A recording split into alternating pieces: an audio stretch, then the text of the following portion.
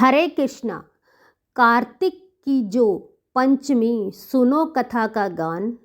पाप सभी हर लेता, करता प्रभु कल्याण। कार्तिक पंचमी की कथा का मुख्य उद्देश्य हमें ये सिखाना है कि जीवन में सच्चाई और धर्म का मार्ग अपनाने से सभी पापों का नाश हो जाता है। और आज की इस कथा के श्रवण से न केवल हम आपके पाप काटेंगे, बल्कि हमारे मन और आत्मा में एक नई ऊर्जा का संचार होगा जो हमें मोक्ष के मार्ग पर अग्रसर करेगा। आज की कथा से जुड़ी भावना यह है कि हमें अपने आचरण को सुधारने, ईश्वर भक्ति में ध्यान लगाने और संसार के मोह से दूर होने का संदेश हमें आज की इस कथा से प्राप्त होगा। तो बोलिए श्री कृष्ण भगवान की जय। इसी सुविचार के साथ आप सभी का दिन शुभ और मंगलमय हो। कान्हा जी की कृपा और आशीर्वाद सदा आप और आपके परिवारजनों पर बना रहे। इससे पहले के सभी अध्याय सुनने और कमेंट में अपना आशीर्वाद बनाए और अपना प्यार देने के लिए आप सभी श्रोताओं का बहुत बहुत धन्यवाद। आज सुने आगे की कथा। भगवान श्री कृष्ण की महिमा अपरंपार है। वे किसी न किसी रूप में अपने भक्तों को दर्शन जरूर देते हैं। अगर कोई भगत उनकी सच्ची मन से भक्ति करता है तो वह हर संभव उनकी सहायता जरूर करते हैं।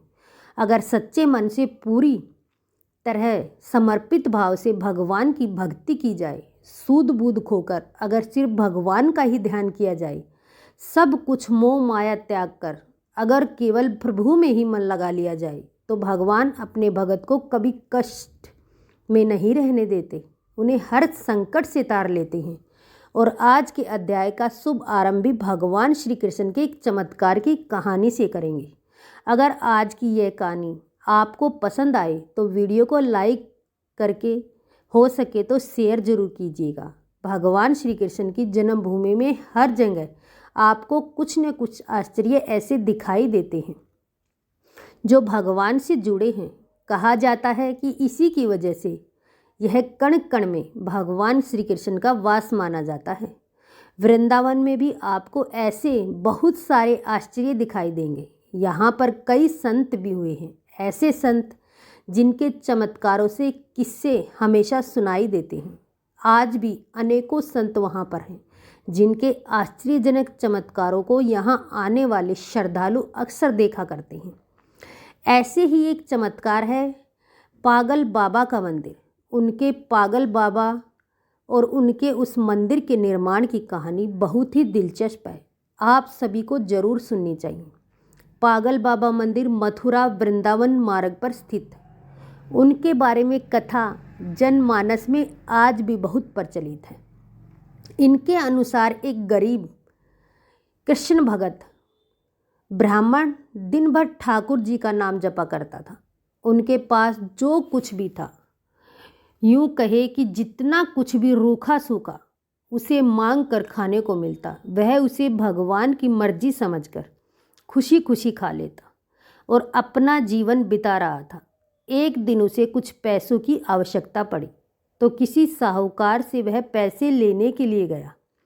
साहूकार ने उसे पैसे देते हुए कहा कि उसे यह पैसे जल्दी वापस करने होंगे। उनकी बात सुनकर वह पैसे लेकर घर आ गया। अब उस ब्राह्मण हर महीने नियम से किस्त का हिसाब करके साहूकार के पैसे लौटाने जाता था। आखिरी किस्त के थोड़े दिन पहले ही साहूकार ने वसूली का एक पत्र उसके घर भिजवा दिया। यह देखकर ब्राह्मण बहुत परेशान हुआ और साहूकार से विनय करने लगा, लेकिन साहूकार नहीं माना। साहूकार अदालत में पहुंच गया। जज साहब अदालत में बैठे हुए थे। ब्राह्मण ने जज साहब से अनुरोध करते हुए कहा कि जज साहब, एक किस्त के अलावा उसने साहूकार का सारा कर्ज अदा कर दिया है और यह साहूकार झूठ बोल रहा है। मैंने तो हर महीने नियम से हिसाब करके किस्त चुकाई है। यह सुनकर साहूकार ने क्रोधित होकर दलील दी और उसने कोई गलत व्यवहार नहीं किया। जिस किसी के भी सामने इस आरोपी ने धन लौटाया हो, उसे अदालत में पेश किया जाना चाहिए। इतना सुनकर ब्राह्मण सोच में पड़ गया, क्योंकि साहूकार को जब जब धन लौटाया गया तब तब उसका कोई भी गवाह आसपास नहीं होता था। इस बारे में बहुत सोचते हुए ब्राह्मण को अंत में अपने भगवान की याद आई और गवाह के रूप में उसने भगवान श्री कृष्ण का नाम लिया। भगवान कृष्ण का नाम सुनकर पहले तो दत्त साहब बहुत हैरान हुए, लेकिन बाद में ब्राह्मण से उसका पता मांगा गया। ब्राह्मण के कहने पर एक नोटिस बांके बिहारी के मंदिर में भेजा गया, क्योंकि जब अदालत में गवाही देनी होगी तब नोटिस मिलने पर गवाह को अदालत में उपस्थित होना ही पड़ता है। अब पेशी की अगली तारीख तय कर दी गई। एक बूढ़ा कोर्ट में पेश हुआ और ब्राह्मण की तरफ से गवाही देते हुए कहने लगा कि जब ब्राह्मण साहूकार के पैसे लौटा आता था तब मैं उसके साथ ही हुआ करता था। बूढ़े आदमी ने रकम वापस करने की हर तारीख को कोर्ट में मुंह जबानी बता दिया, जैसे उसे इस सब कुछ एक एक तारीख के हिसाब से याद हो। साहूकार के खाते में भी बूढ़े आदमी द्वारा बताई गई रकम की जो तारीख थी वह भी सही निकली। साहूकार ने राशि तो दर्ज की थी, लेकिन नाम फर्जी निकले। इसके आधार पर जज ने ब्राह्मण को निर्दोष साबित कर दिया। लेकिन जज साहब अब तक हैरान थे कि इतना बूढ़ा आदमी इतनी सारी तारीखें भला कैसे याद रख सकता है। जज साहब ने उसके बारे में जब ब्राह्मण से पूछा कि यह बूढ़ा आदमी कौन है, तो ब्राह्मण ने उत्तर दिया कि यह सब जगह रहता है। लोग इसे श्याम, कान्हा, श्री कृष्ण के नामों से जानते हैं। इसके बाद जब साहब ने फिर से ब्राह्मण से पूछा कि बताओ वह बूढ़ा आदमी कौन था, फिर ब्राह्मण ने कहा सच मैं उसे नहीं पता जानता कि कौन थे। जज साहब को इस बात से बड़ी हैरानी हुई। उसके मन में सवाल पर सवाल आ जाते थे कि आखिरकार वह आदमी कौन था। इसी पहेली को सुलझाने के लिए जज साहब स्वयं अगले दिन बांके बिहारी के मंदिर में पहुंच गई, क्योंकि ब्राह्मण ने जब गवाही का वह पता दिया था तो उसमें यही पता उपस्थित था।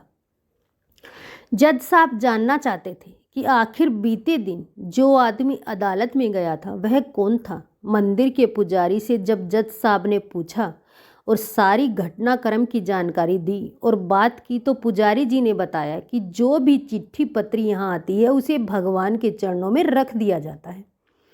जज साहब ने उस बूढ़े आदमी के बारे में पूछा, लेकिन पुजारी जी ने कहा ऐसा तो कोई भी आदमी यहाँ नहीं रहता। यह बातें सुनने के बाद जज साहब को लगा कि हो ना हो वे साक्षात श्री कृष्ण ही होंगे। इस घटना का जज पर इतना असर पड़ा कि उसने अपने आप को धन्य मानते हुए उन्होंने अपने पद से ही इस्तीफा दे दिया और घर परिवार को छोड़कर स्वयं एक संत बन गई। भगवान श्री कृष्ण की भक्ति में रम गई। स्थानीय लोगों का मानना है कि वह बहुत सालों बाद वह जज पागल बाबा के नाम से वृंदावन में वापस लौटे और उन्होंने पागल बाबा मंदिर का निर्माण करवाया।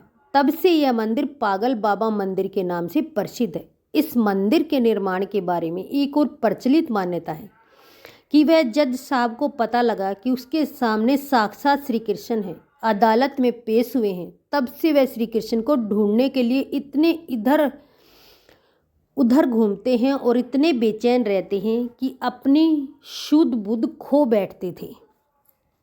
इस घटना ने उन्हें इतना बेचैन कर दिया, इतना व्याकुल कर दिया था कि वह पागल से हो गए। इसके बाद वे जिस किसी भंडारे में जाते वहाँ से पतलों की जूठन उठाते और उनमें से आधा जूठन ठाकुर जी को अर्पित करते और आधा खुद खा लेते।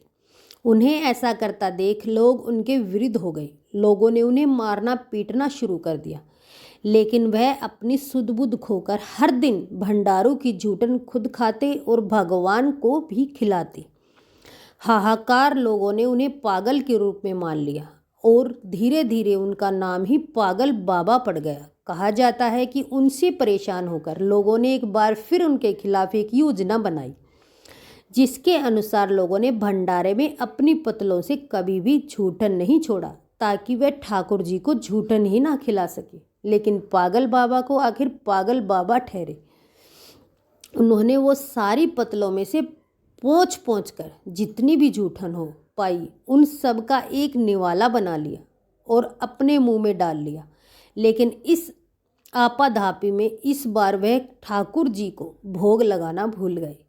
इस बात का एहसास होते ही बिना ठाकुर जी को भोग लगाए ही वे निवाला मुंह में रख लिए, तो उन्होंने अपने मुंह का जो निवाला था वह गले के नीचे जाने नहीं दिया। उन्हें लगा कि अगर वह पहले खा लेंगे तो ठाकुर जी का अपमान हो जाएगा, और अगर यह निवाला बाहर थूक दिया तो अन्न का अपमान हो जाएगा। अब वह निवाला मुंह में लेकर ठाकुर जी के चरणों का ध्यान करते हुए तभी अचानक से बाल गोपाल एक सुंदर से लड़के के रूप में पागल बाबा यानी जज साहब के पास आया और बोला, क्यों आज मेरा भोजन खा गए? यह सुनकर जज साहब की आंखें आंसुओं से भर गई और बोले, ठाकुर जी बहुत बड़ी भूल हो गई, माफ़ कर दो। ठाकुर जी ने भी मुस्कुराते हुए कहा कि आज तक तुमने मुझे लोगों का झूठा खिलाया, किंतु आज अपना ही झूठा खिला दो। जज साहब की आंखों से आंसू रुकने का नाम नहीं ले रहे थे। कहते हैं इस घटना के बाद से जो पागल बाबा थे उनको मानने वाले लोगों की संख्या बढ़ने लगी। उनके बाद बाबा ने एक विशाल मंदिर की प्रस्थापना की और विशाल भंडारे का आयोजन किया। अपार जनसमूह उमड़ा, लेकिन बाबा का भंडारा खाली होने का नाम नहीं ले रहा था।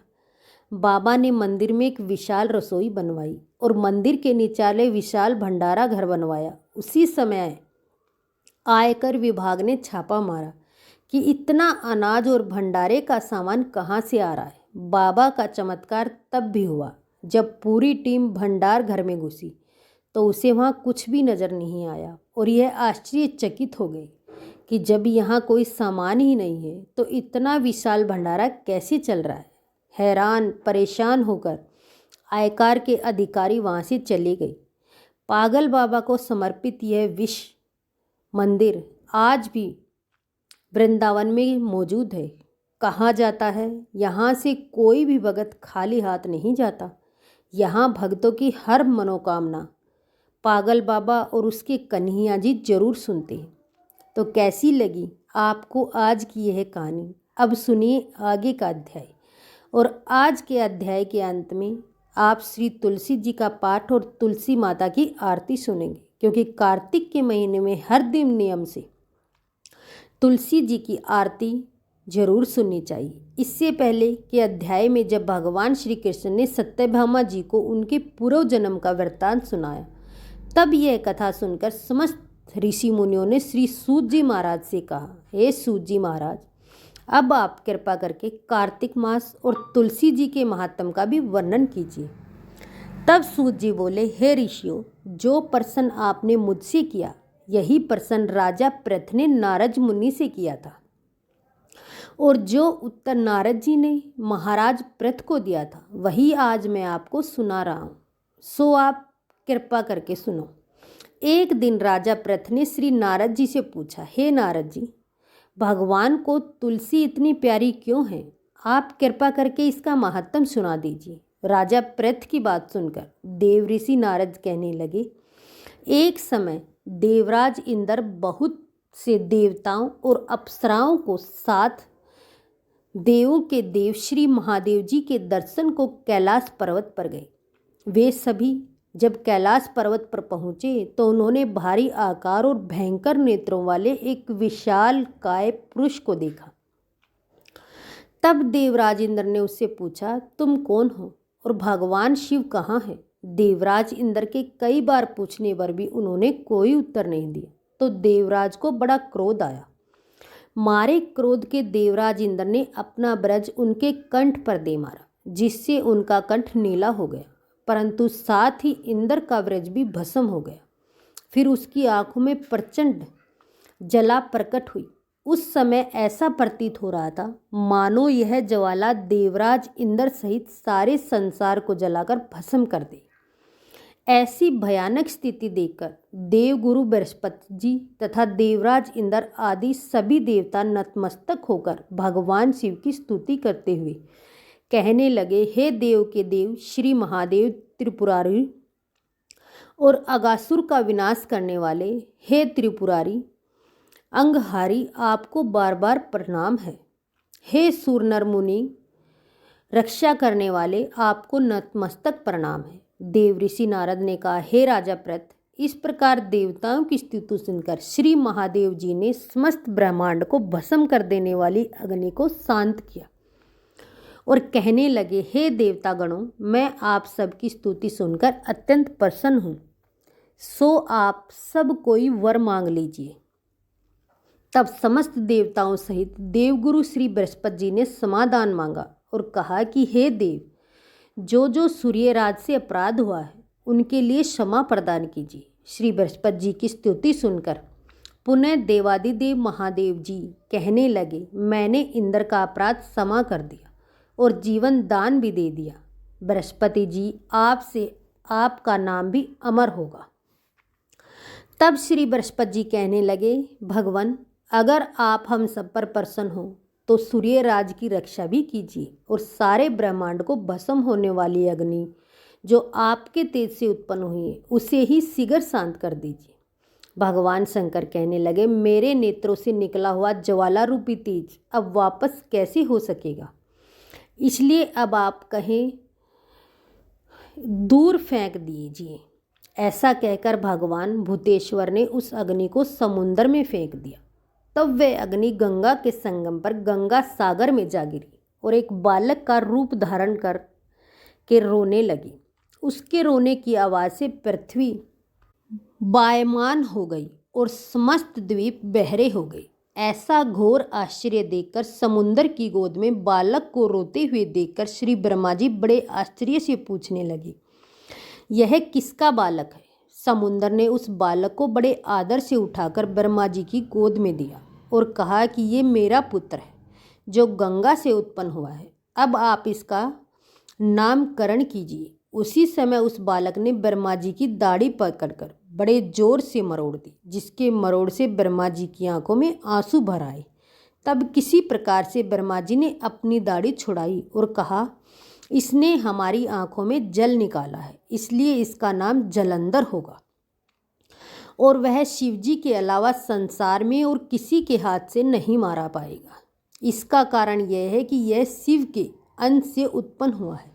यह सुनते ही वह बालक युवा हो गया।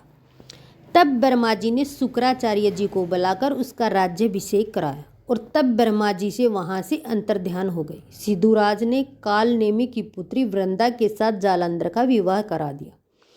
वृंदा अति सुंदर थी और सारे ब्रह्मांड में प्रथम सती और पतिव्रता थी। परम सुंदर पत्नी पाकर जालंधर बहुत प्रसन्न हुआ, इसलिए आनंद से वह उसके दिन बीतने लगे। जब जब जालंधर घर में आता तब तब उसके दिन अच्छे से बीतने लगे। जब जब जालंधर घर में वृंदा को स्वयं अपने हाथों से पंखा जलती, अर्घ और आचमन अर्पण करती, इस प्रकार वह अपने पति को नारायण समझकर उसकी सेवा किया करती थी। देवऋषि नारद बोले, हे राजन, अब मैं पतिव्रता स्त्रियों के कुछ लक्षण सुनाता हूँ। पतिव्रता स्त्री अपने पति के दुख में दुखी और पति के सुख में सुखी रहती है। पति के परदेश जाने पर विरह वेदना का अर्थ दुख सहन करती है और पति के मर जाने पर पतिव्रता स्त्री पति के साथ सती हो जाती है। अपने पति के पाप पुण्य में वह आधे की भागीदारी होती है, इसलिए स्त्री अर्धांगिनी कहलाती है। जो स्त्री अपने मृत पति के साथ शमशान भूमि तक जितने कदम उठाकर जाती है, उसका एक एक कदम एक एक यज्ञ का पुण्य फल प्राप्त होता है। ऐसी स्त्री अपने माता पिता और पति इन तीनों कुलों को पवित्र कर देती है। इस प्रकार सपेरा सर्प को बिल से बाहर निकाल लेता है, ठीक उसी प्रकार पतिव्रता स्त्री नारी अपने पति को नरक से निकाल लेती है। जालंधर की कथा पर वापस आते हुए देवऋषि नारद ने आगे कहा, हे राजा प्रथ, देवताओं के भय से भयभीत होकर जो सब दैत्य पैताल लोक में भाग गए, वे जालंधर का भय पाकर फिर से पृथ्वी पर आकर निर्भय घूमने लगे। उसी समय जालंधर ने राहु के कटे हुए सिर को देखा और उसने शुक्राचार्य जी से उसका रहस्य पूछा। तब उन्होंने समुद्र मंथन के समय देवताओं द्वारा अमृत को छले जाने का समस्त वृत्तांत उनसे कह सुनाया। इस प्रकार अपने पिता का मंथन और देवताओं दैत्यों का अपमान सुनकर जालंधर को बड़ा क्रोध आया। क्रोध से भरे हुए जालंधर ने घसमटक दूत को बुलाया और देवताओं के पास भेजा। घसमटम वश ना तो अपना मस्तक झुकाया और ना नमस्कार किया, बल्कि गरज कर कहा, दैत्यराज जालंधर ने जो कुछ कहला भेजा है वह सब कान खोल कर सुन लो। उन्होंने कहा है कि मेरे पिता समुद्र का मंथन करके जो 14 रत्न तुमने लिए हैं उन पर तुम्हारा कोई अधिकार नहीं। भला इसी में है कि वे रत्न तुम उनको वापस लौटा दो। दूत के ऐसे अभिमानपूर्ण शब्द सुनकर देवराज इंद्र भयभीत हो गए और विस्मय के साथ बोले कि हे समुद्र, सदैव हमारे शत्रु दैत्यों की रक्षा करता है, इसलिए हमने मत पर जो रत्न लिए हैं उन पर दैत्यों का कोई अधिकार नहीं। दूत ने देवराज के ऐसे वचन सुनकर वापस लौटकर जलंधर को उत्तर सुना दिया। इसे सुनकर जलंधर को बहुत क्रोध आया और देवताओं को जीतने का उपाय सोचने लगा। उसने सभी दिशाओं में दूत भेजकर और पाताल में संदेश देकर समस्त दैत्यों को बुला लिया और शुंभ और निशुंभ को दैत्य दल का सेनापति बना दिया। उन्होंने दैत्य दल सहित नंदन वन में जाकर देवराज इंद्र की अमरावतीपुरी को चारों ओर से घेर लिया। देवराज इंद्र की आज्ञा से देवता भी युद्ध करने के लिए तैयार होकर युद्ध के मैदान में आ अड़े। अनेक प्रकार के शस्त्रों से दैत्य और देवताओं में भीषण युद्ध आरंभ हो गया। दोनों पक्ष एक दूसरे को मार मार कर गिराने लगे। सब और रक्त की धारा बहने लगी। मरकर गिरे हुए हाथियों और घोड़ों से पृथ्वी भर गई। जो दैत्य समर भूमि में मर जाते थे उन्हें शुक्राचार्य अपनी संजीवनी विद्या से जीवित करने लगे।